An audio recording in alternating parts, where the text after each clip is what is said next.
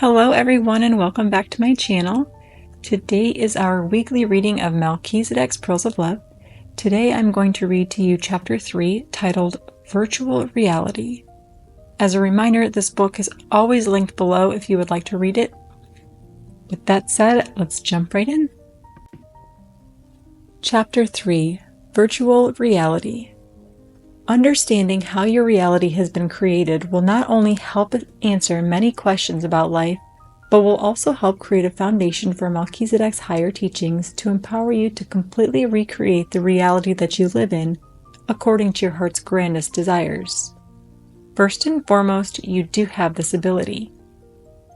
Most people go through life doing the best they can just to survive day by day, hour by hour, sometimes minute by minute. Do you often suffer from constant headaches? Are you often sick in bed, have anxiety, sleeplessness, and/or depression?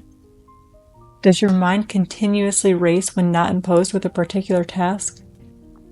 Are you a workaholic? Do you lack drive, ambition, or just feel lost or numb? How many medications do you take? Do you feel trapped in an unloving relationship?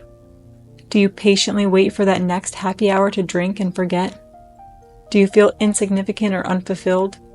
Why is it so difficult to find true love? To answer these questions of quote-unquote worldly grief, we must first take a look at how your reality has been created. Since the times of your childhood, particularly the first 7 years, you have been influenced or predispositioned to think certain ways about life. This is called a mindset or a perceptual set in psychology. The Jesuits of the Roman Catholic Church were very open about this with their famous maxim, quote-unquote, "Give me a child for the first 7 years and you may do what you like with him afterwards." Infamous Russian communist Vladimir Lenin is quoted, "Give me 4 years to teach the children and the seed I have sown will never be uprooted." Sigmund Freud, the founding father of psychoanalysis, also said that he believed he could influence any child to become anything he wanted if he had that child for the first 7 years, because those are the years that the foundation of your reality is created upon. This is Basic Psychology 101. Traumatic events, even after the ages of 7, contribute as well. Now, add carnal desires and worldly ambitions into the equation. It is learned from the influences and traumas in this early period of your life that you develop your own set of ideals and behaviors that you live by and strive toward. I'll now read a verse from Proverbs 22:6. "Train up a child in the way he should go. Even when he is old, he will not depart from it." End quote. Ideals and learned behaviors are of varying degrees between individuals, both good and bad, but they all fall within certain parameters. Your main sources or influences are from your family, whom you are born or adopted into, and society. Since your family has also been influenced by society, just at an earlier time, you can be sure that your thinking is actually, at least arguably, solely influenced by society. The big question is this: who governs the society that influences your thinking, thus creating your reality? From this perspective, you can look at 2 distinct sources and then trickle the energy down the pyramid from there. First, look at your churches, synagogues, temples, and mosques. In other words, identify religion as a primary source.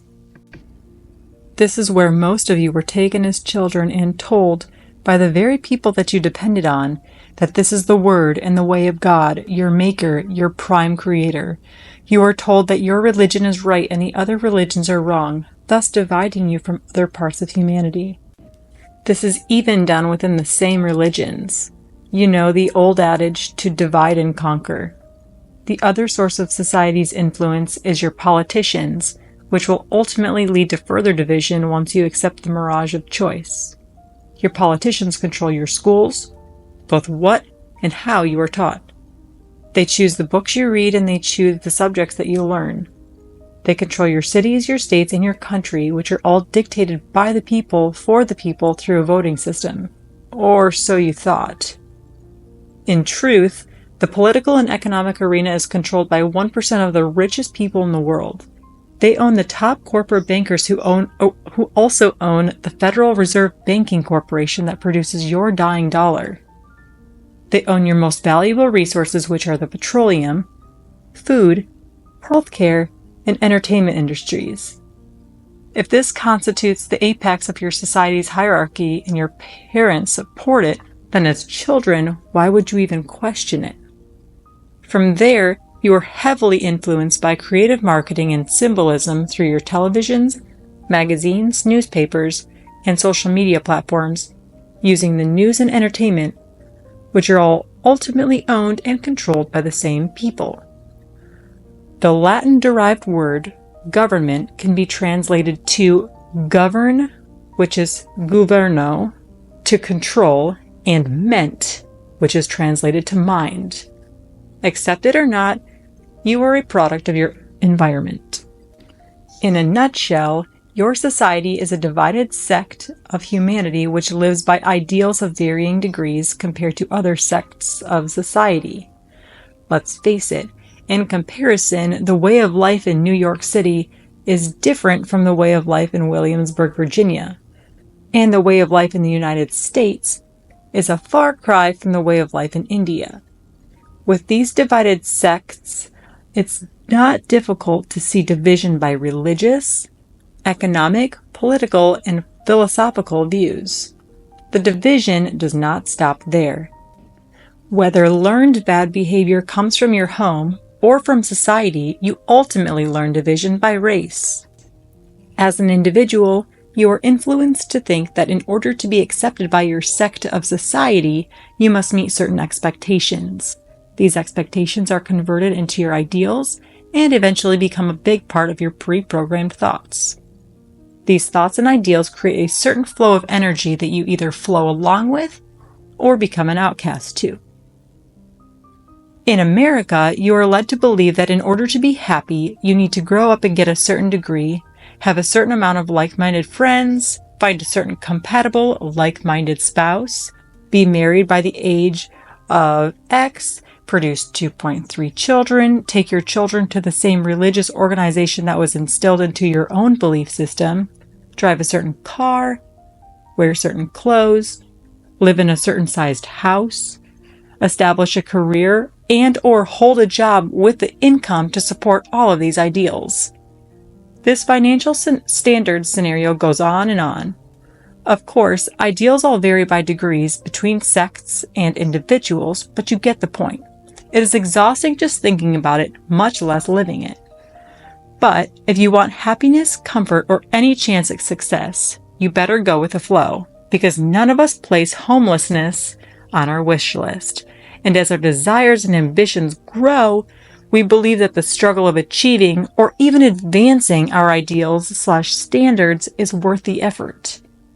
If you do this to the best of your ability by following society's rules, then you will eventually grow old and die with dignity, hopefully passing some wealth on to your children so that they can go through the same scenario. Once your fear-based, programmed belief systems are instilled into you, you end up enclosing yourself within a self-created prison, and the 1%ers are there to make sure that you stay there with their clever and deceptive methods of reinforcing your fears. This is really not hard to do.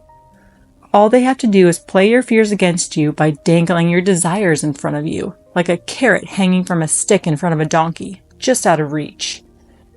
Now you see the partnership at the apex of the pyramid between the 1%ers and the religious institutions, coincidentally the richest and the most powerful organizations on the planet.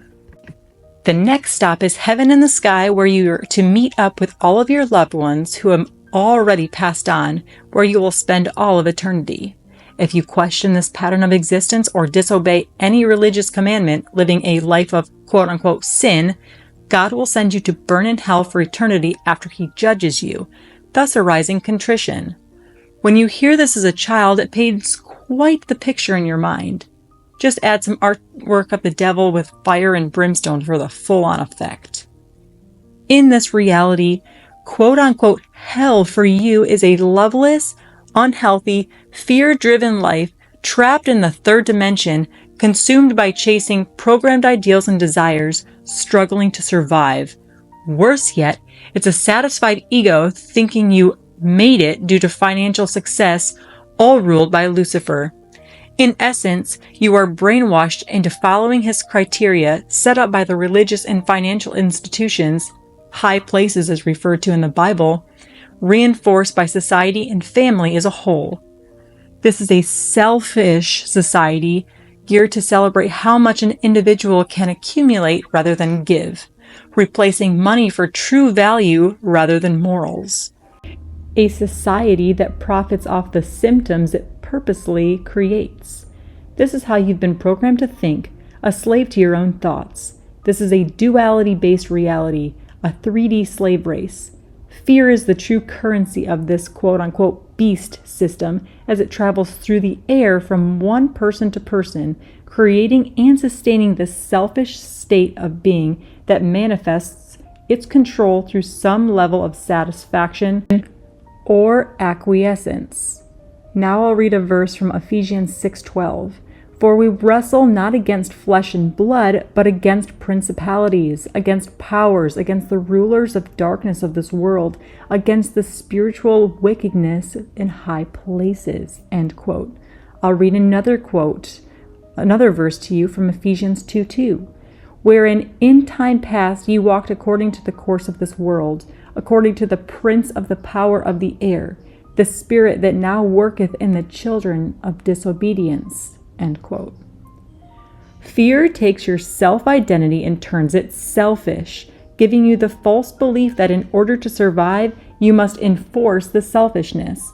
You fall right into its hands and are given the false illusion of getting to decide homelessness and hell versus comfort and heaven. This is not a real choice. No child ever says, "Mommy, I want to be homeless and go to hell." In the third dimensional world, it is so important to identify each end of the polar spectrum for every continuum of energy in life. You will soon learn this. I am identifying the primary causative agent to the equation that keeps you enslaved, which is fear. Fear is a distressing emotion that keeps you feeling insecure and insignificant, either embraced, overcompensated on, or anywhere in between. This lower form of energy comes disguised with many faces that you will soon learn to identify and eradicate. I can easily spend a lot of time identifying the good end of the polar spectrum from the world's political and religious institutions, but we are familiar with them because that is what draws everyone's attention. I mean, who doesn't appreciate quote-unquote law and order in a society? And there's no doubt that people bring much love into all the holy buildings 1 hour a week. The contribution to community is plain to see. Of course, political corruption and a huge scandalous child molestation/trafficking ring doesn't help to keep the focus on the polar end of the good, yet millions still follow and support it. The author then includes photos of a certain symbol and the Pope with this text. Discovered by the FBI in 2007, below is a symbol pedophiles reportedly use to identify their sexual preference, boys, and communicate with each other. Please do your own research. I will now read a verse from 2 Corinthians 4:4. The God of this age, Lucifer, has blinded the minds of the unbelievers so that they cannot see the light of the gospel that displays the glory of Christ, who is the image of God. End quote. On June 25, 2014, the Pope was quoted, "Some think they can have a personal, direct, immediate relationship with Jesus Christ outside of the communion and the mediation of the Church. Such temptations are dangerous and harmful. They are, in the words of Pope Paul VI, absurd dichotomies. The duality is certainly undeniable. Fear is the chief ingredient that the apex of society instills into you as a child to establish this false sense of separateness from others. Fear of isolation causes you to believe that you must be selfish in order to survive, in order to not be separated from your outside world, including God. This produces a state of mind, a conditioned thought process that advances from survival to focusing on fulfilling ideals and desires of personal power, materialism, and excessive pleasures, or anything in between, thus keeping you a prisoner to it without even realizing it. You start off with, I need this and I need that in order to survive, and advance to, I want this and I want that, to fit in with others, to fulfill the emptiness created by those same fears. Your basic need of God's love turns into self-gratifying desires of other forms when it is not met, creating what we refer to as the carnal mind. I will now read a verse from Romans 8:7. Because the carnal mind is enmity against God, for it is not subject to the law of God, neither indeed can it be. Fear creates itches that must be scratched. This false sense of separateness, which stems from fear, becomes a part of your self-identity, also known as your ego. These fear-based, programmed ideals create walls of limitations in your mind, and because your awareness is outside of you, these walls end up encircling your awareness, thus creating your reality. Everywhere you look, every situation that you are in, your perception is influenced and limited by your own thoughts, desires, and emotions. Because of this outside awareness, you search for answers, including God, outside of you. This is the primary reason people flock to churches, mosques, synagogues, and temples. As Grandfather Alejandra, spiritual leader of the Mayans, said, the very walls that crumble around you are the very walls that imprison you. Now you see the situation where the walls become your energy sources that entrap you as they become your life. As I said, with this separate, selfish part of your self-identity, your awareness is reinforced outside of you for means of a false sense of survival. The fear just causes you to feel separate from everything and anyone, and will always place the self first. Fear creates division, and division creates a third-dimensional duality. When your awareness is trapped externally, your fear-based, pre-programmed thoughts dictate your emotions and influence your perception, your words, your reactions, and your actions, thereby influencing your reality. Your perception becomes your truth. This establishes the wheres, what's, and who's in your life. What you think is what you will manifest. A greater understanding of this will unfold as you read through Melchizedek's teachings. I understand the truth of this matter is unsettling, but if it were not the way, then your purpose for being here would never be fulfilled. When you agreed to enter into this third-dimensional realm, essentially, your soul enters a war as a prisoner, yet a privileged guest at the same time. Not only are you in it, you are also of it. You are duality in a world of duality. This scenario is and always has been created by design. There is only one direction into the light, going within, through Jesus Christ. Everything else is a lie. Now I will read a verse from Romans 8:14 to 15. For those who are led by the Spirit of God are the children of God. The Spirit you received does not make you slaves so that you live in fear again. Rather, the Spirit you received brought about your adoption to sonship, and by Him we cry, Abba, Father. End verse. Another verse I will speak here is Colossians 3:24. Knowing that of the Lord ye shall receive the reward of inheritance, for ye serve the Lord Christ. End quote. You are here to learn from experiences that will ultimately lead to the enrichment of your soul. Without this false sense of separation, you would not be able to experience the third dimension, thereby not allowing you to learn what she has to offer. The third dimension is a school for your soul, and you are stuck here until you pass the lessons that have been set up by your own consciousness. How long it takes is established by your own free will, your faith, and your sincere desire to find God. You are in this universe, specifically in this third dimension, to ultimately learn what makes up the fabric of its very own creation, and that is pure, unselfish love. Jesus refers to this as perfect love in 1 John 4:18. Once you wake up to the realization of this truth, Only then can you earn your way out of your fear-based life of duality and begin to walk your divine path. This means no longer being of that world, no longer having fear or division within you. What an amazing experience it will be for you.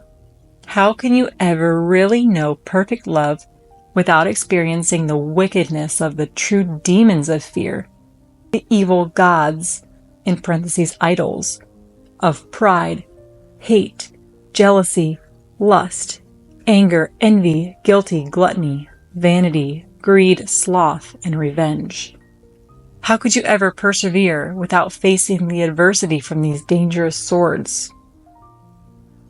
This is God's divine plan of redemption for you, and you had your part in designing your own unique individual path. You just forgot what that plan was when you dropped down into this third dimension. This is not your only stop. It may be the roughest, but you can earn your way out and receive the reward of your Heavenly Father's inheritance while alive. I'll now read a few verses to you.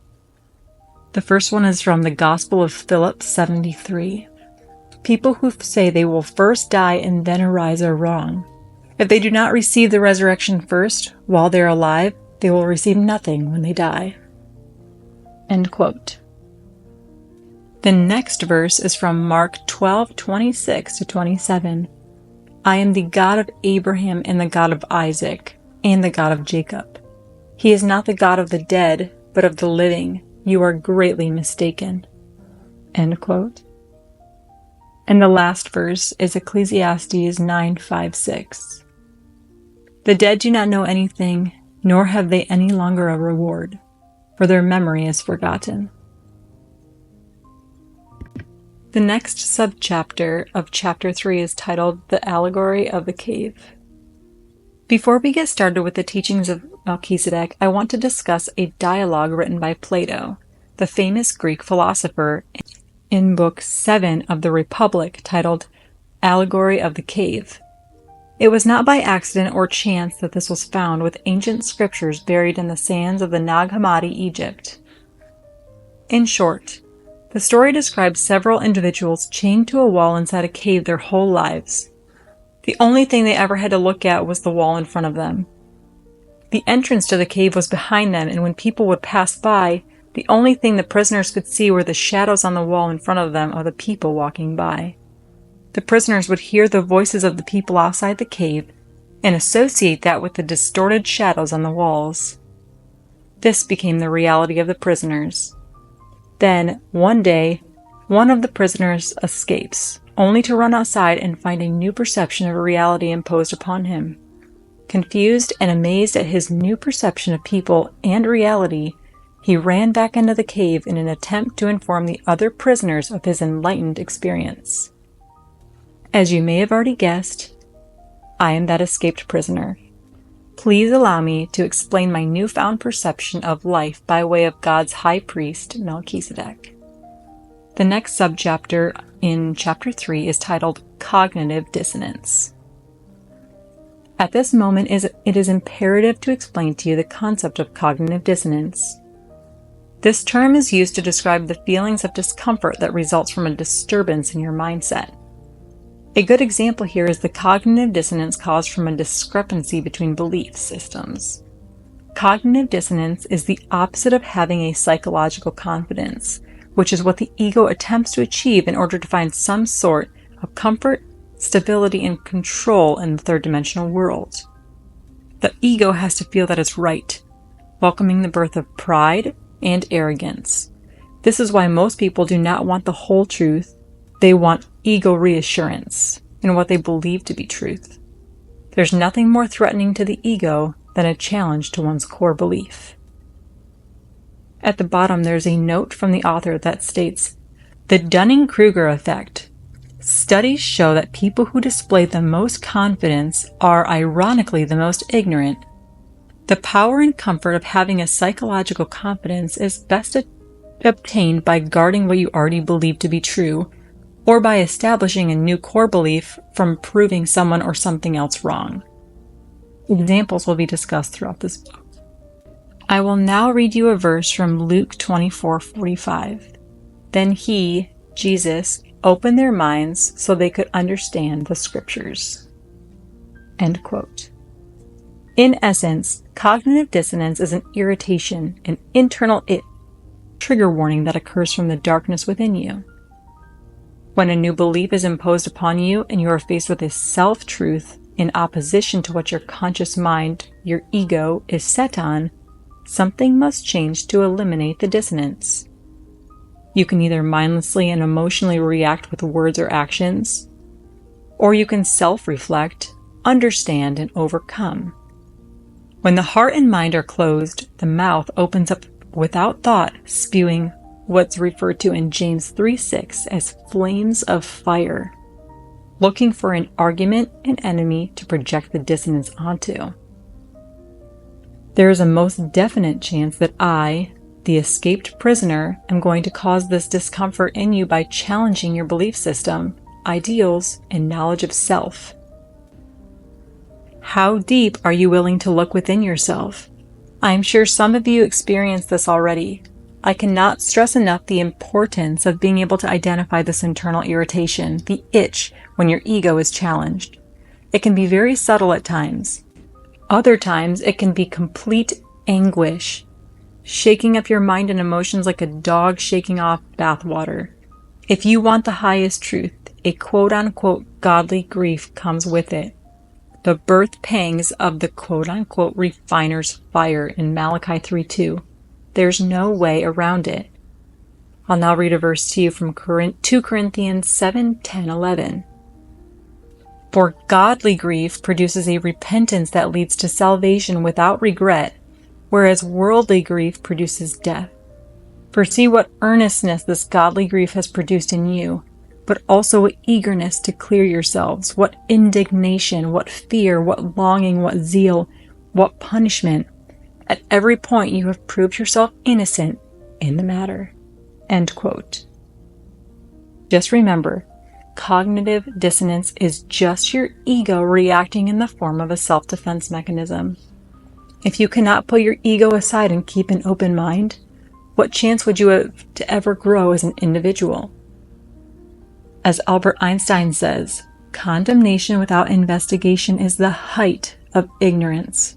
Where is the freedom into surrendering to whatever has been dictated to you as a youth? If you repeatedly told a child that he or she was a dog, how long do you think it would be before he or she started barking? If people are continuously told that they are hated and wanted dead, supported by strategic attacks, how long would it be before those people went out and killed, or at least felt justified in having someone else do it for them? Infamous Nazi Joseph Goebbels understood this mental conditioning. He said, quote unquote, if you tell a lie big enough and keep repeating it, people will eventually come to believe it. End quote. If it were not for courageous individuals like yourself to have an open mind and search for quote unquote God's truth, there would be no evolution of our humankind. As I said, I am not here to convince you or convert you to anything in any manner. I am just here to share with you. You will soon come to understand that science, Western medicine, psychology, philosophy, and religion will always fall short because they have a ceiling of limitation. This will be explained in detail. Despite modern science catching up on some of this information, it will never find or prove God's existence for you. As author Douglas Adams wrote, proof denies faith. You will soon discover faith is the connecting link between you and God. The big question is, how do you strengthen or even find this faith? If you choose to follow Melchizedek's ways, then this answer will be revealed to you, and the way you feel, the positive changes in your life will be definitive proof. To conclude this week's reading, I will end off in a few verses. The first verse is from Matthew 7:16. By their fruits ye shall know them. End quote. And the second verse from Romans 1:17 reads, for it is in God's righteousness is revealed from faith to faith, just as it was written, the righteous will live by faith. Thank you all for listening today. As a reminder, the book is linked below. I hope you all have a wonderful week and stay tuned for next Wednesday's reading of Chapter 4. Have a great day and God bless.